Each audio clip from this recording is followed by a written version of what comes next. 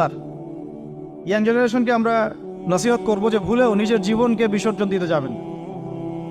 আল্লাহ রাব্বুল আলামিন আপনাদেরকে সৃষ্টি করেছেন তার ইবাদত করার জন্য এবং তার জমিনে তার দিনটাকে প্রতিষ্ঠা করার জন্য। খেলায় খেলায় আপনার জীবনটা নষ্ট করবেন না, ঠিক আছে ভাই? আল্লাহ বোঝার তৌফিক দান করেন। তো কলম সৃষ্টি করার পরে কিয়ামত পর্যন্ত সব লেখা হয়ে গেছে। এখন আমাদের এই পৃথিবীতে তো মানুষ ছিল না, ছিল? এদিকে মনোযোগ দেন। এই পৃথিবীতে কি আগে মানুষ ছিল? এই পৃথিবীতে আগে কি ছিল তাহলে বলেন? হ্যাঁ, মাশাআল্লাহ। এই পৃথিবীতে আগে কি ছিল? এখন ওরা নাই?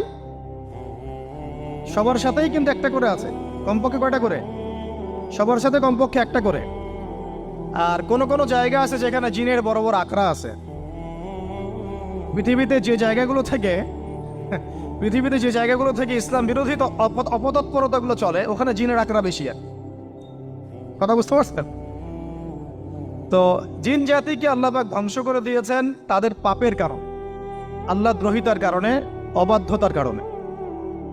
এখন আল্লাহ রাব্বুল আলামিন ইরাদা করলেন পৃথিবীতে আমাদেরকে সৃষ্টি করবেন, মানে মানুষকে সৃষ্টি করবেন। আল্লাহ পাক তার সমস্ত ফেরেশতাদেরকে একত্রিত করলেন। ঘটনাটা কিন্তু খুব ইন্টারেস্টিং। আমি জানি এখানে ওলামায়ে কেরামও আছেন, তবে আমি সবার জন্য প্রযোজ্য হয় এমন কথা বলারই চেষ্টা করছি, কারণ অনেকে হয়তো এগুলো নাও জানতে পারে।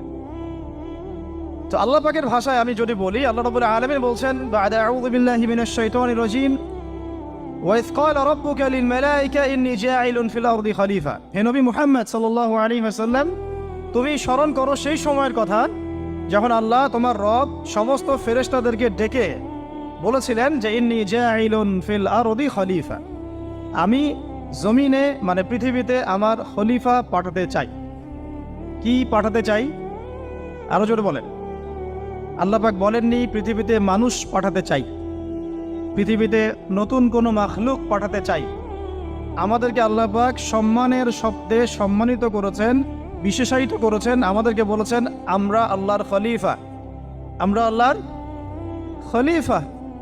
এখন আমরা আল্লাহর খলিফা, কিন্তু পৃথিবীতে মানুষ খিলাফা শব্দ সহ্য করতে পারে।